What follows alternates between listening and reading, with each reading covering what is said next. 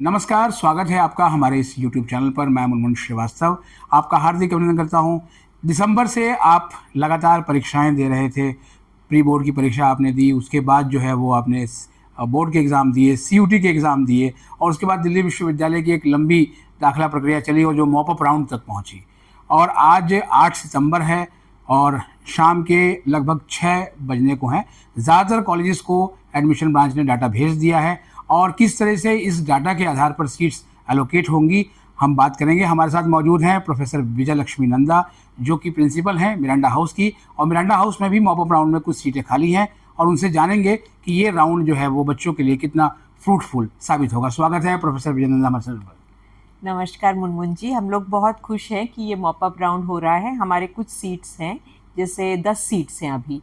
Zoology में एक seat है और कुछ जो BA program multi disciplinary course है उसके कॉम्बिनेशंस में भी थोड़े बहुत सीट्स हैं।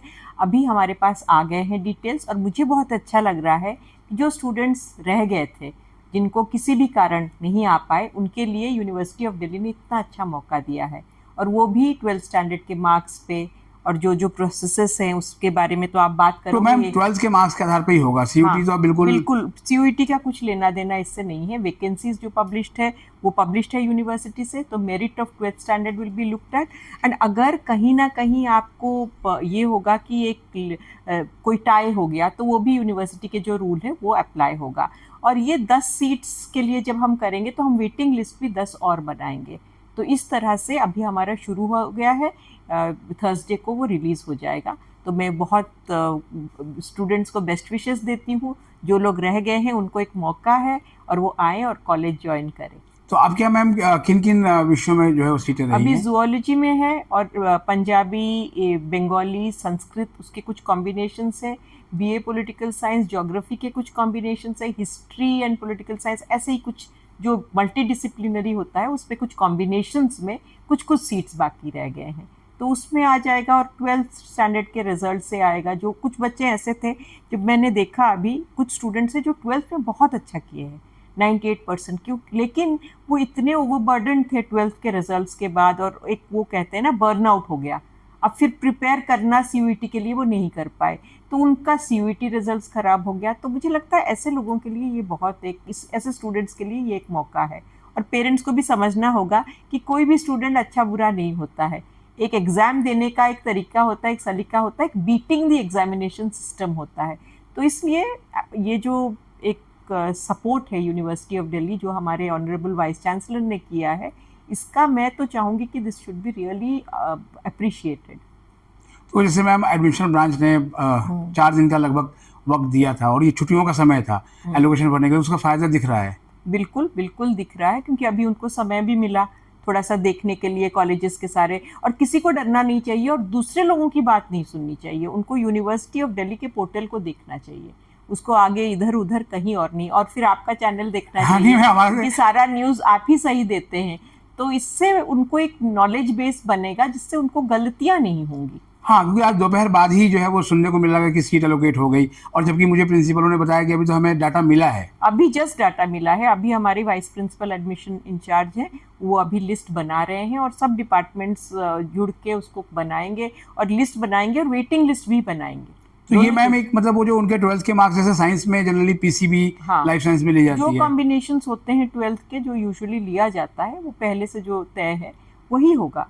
सो PCB जैसे लाइफ साइंसेस, और उसमें और इसमें PCM होगा जो साइंसेस के हैं, दूसरे में अलग सब्जेक्ट्स का वो 1 लैंग्वेज प्लस 3 डोमेन, प्लस वो वही बेस्ट 4 वाली जो कॉन्सेप्ट है वही लिया जाएगा।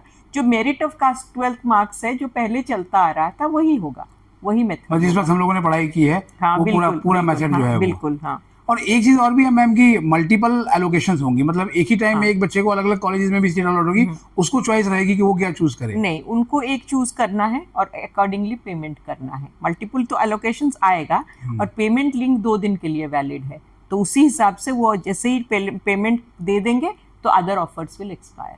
जो पूरा जो और ऑफर्स है वो एक्सपायर कर जाएगा, लेकिन उनको तभी चॉइस तो एक में करके पेमेंट करना होगा, तभी जाके एडमिशन माना जाएगा। तो शायद मैम जो वेटिंग लिस्ट तैयार की जा रही है वो शायद उसका उद्देश्य यही है कि और जो बच्चे हैं दूसरों को भी अकोमोडेट किया जा सके। बिल्कुल बिल्कुल, और काफ़ी स्टूडेंट्स ऐसे रह गए, कोई बीमार हो गए, किनके फैमिली में डेथ्स हो गए, कोई समझ नहीं पाया, कुछ गांव में लोग हैं जो नहीं मैनेज कर पाए इसको, इंटरनेट ये जो पूरा प्रोसेस हो, इतनी अंडरस्टैंडिंग होने के बाद भी कुछ रह गए। तो मुझे लगता है ये एक बहुत बड़ा सपोर्ट है जो दिया जा रहा है। एक और भी चीज़ है मैम कि जैसे बहुत सारे कॉलेजेस नहीं आए थे, तो ये भी बाहर सुनने को मिला कि वहाँ भी सीट रही होगी, तो शायद ये अनुमान पे भी है क्योंकि आपके कॉलेज में भी कुछ कोर्सेज में तो ओवर एडमिशन भी हो गए होंगे अब तक। बिल्कुल हुए हैं, ओवर एडमिशन्स भी हुए हैं, लेकिन ओवर एडमिशन्स उसी के लिए हुए हैं क्योंकि सुपर न्यूमररी सीट्स हैं, इसीलिए हुए, नहीं तो हमारे सैंक्शन सीट्स के हिसाब से थे। लेकिन ये single girl child, orphan quota plus other kinds of categories आए और फिर वार्ड कोटा भी आ गया, तो उसमें ओवर एडमिशन हो गया। लेकिन मुझे लगता है कि ओवर एडमिशन से हम नहीं डर सकते हैं इस समय, क्योंकि हर समय किसी भी कॉलेज का जो सेंटर है वो स्टूडेंट होना चाहिए, और अभी एडमिशन्स मुझे लगता है कि सही है, हमारे पास इंफ्रास्ट्रक्चर है, हम मैनेज करेंगे, और थोड़ा ओवर एडमिशन हो भी जाता है तो उसको किसी भी तरह से मैनेज करेंगे। लेकिन अभी जो स्टूडेंट विश कर रहा है कि उसका हो जाए, हाँ। तो उसके लिए सपोर्ट बनना चाहिए। और मैम वो स्टूडेंट ये भी विश कर रहा है कि कट ऑफ थोड़ी कम हो जिससे कि उसको एडमिशन मिल जाए, तो कट ऑफ मतलब मेरिट एप्लीकेशन के आधार पर बनेगी या पहले से कुछ डिसाइड रहेगा? रिलेटिव मेरिट पे ही बनेगी, क्योंकि हाईएस्ट, और कोई तरीका डिसाइड करने का है नहीं, रिलेटिव मेरिट पे ही, क्योंकि सीयूटी की हाई मेरिट की वजह से बहुत से स्टूडेंट अभी जो भी होगा वो रिलेटिव मेरिट पे ही बनेगा, क्योंकि जो लोग अप्लाई कर रहे हैं उन्हीं के मेरिट से होगा, as far as I understand. क्योंकि अभी तो हमने कोई कट ऑफ मार्क्स तो नहीं दिया है कि इस परसेंटेज में हम एडमिशन करेंगे, तो इसीलिए ये इम्पोर्टेंट, यानी जितनी एप्लीकेशन उसके आधार पर जो है वो नेचुरली उसी से वो मेरिट बनाएंगे जो है हम लोग। एक चीज़ और भी है मैम कि पेरेंट्स जो है वो बहुत ज़्यादा परेशान है कि अभी एक तो उनको पहले चिंता थी कि एडमिशन मिल जाए बच्चे को, और अगर अभी मिल जाती है तो क्या उन्हें हॉस्टल मिल पाएगा? नहीं, हॉस्टल तो सब मुझे लगता है एग्जॉस्ट हो गया है कॉलेजेस में। जैसे हमारा कॉलेज है, अब 1500 स्टूडेंट्स के एडमिशन हो गया, उसमें से 800 लोग हॉस्टल चाह रहे हैं, हमारे पास सीट्स 70-80 है, क्योंकि फोर्थ ईयर को भी हमने हॉस्टल दे दिया। मुझे लगता है अब हॉस्टल की दिक्कत होगी और उन्हें paying guest accommodations, private hostels, उसकी सोच रखनी पड़ेगी, ये तो ज़रूर है। एक चीज़ और भी है मैम कि दिल्ली विश्वविद्यालय लगभग हर साल आलोचना झेलता है कि सीटें वैकेंट रह जाती हैं। क्या लगता है आपको इस बार जो मॉप अप राउंड डिजाइन किया गया है उसके आधार पर लगता है कि ये दाग धुल जाएगा? और मुझे लगता है कि इस और क्या भी हो सकता है इससे बेटर, क्योंकि दो ही तरीका है स्टूडेंट्स के मेरिट देखने के लिए, एक है CUET, एक है 12th। सब जिसने 12th दिया वही कर सकता है, तो सब कॉलेजेस अगर लग जाए तो ये मॉप अप राउंड में मुझे लगता है सारे सीट्स भर जानी चाहिए, और अगर रह जाता है तो दैट इज़ रियली बनेगी, तो बहुत बड़ी बात है कि क्यों रह गया, क्योंकि हमारे स्टूडेंट जो बेस है वो तो बहुत बड़ा है, बहुत सारे बच्चे 12th दिए हैं, तो मुझे लगता है हो जाना चाहिए। एक और सवाल भी है मैम कि जिनका मॉप अप राउंड में एडमिशन होगा, जाहिर बात है पढ़ाई लगभग 1.5 महीने से भी अधिक की निकल चुकी है, तो वो एक चुनौती नहीं होगी आप लोगों के लिए? बिल्कुल चुनौती है, क्योंकि अभी समय मैंने बहुत काफ़ी आगे आ गया, इसलिए कॉलेजेस कर रहे हैं और हम जैसे अपने कॉलेज में कर रहे हैं कि एक रेमेडियल क्लास का हम सोचेंगे अभी, जिसको ज़रूरत हो। टीचर्स क्या करते हैं कि ट्यूटोरियल में एक 1-to-1 कर लेते हैं, 2-3 स्टूडेंट्स हैं जो बाद में आए, और एक जो पीयर मेंटर होता है, जैसे क्लास के रिप्रेजेंटेटिव है, या कुछ स्टूडेंट्स जो ऑलरेडी थोड़ा अच्छा कर रहे हैं और थोड़ा समझ रहे हैं, वो भी सपोर्ट कर रहे हैं। तो ऐसे 2 ग्रुप्स मैंने, एक टीचर जो डायरेक्टली 1-to-1 करे, तो जो स्टूडेंट्स आए वो इमीडिएटली टीचर इंचार्ज के पास जाए और बोले कि मेरा ये गैप हो गया है और ये असाइनमेंट हो गया है, मुझे थोड़ा सा सपोर्ट दिया जाए।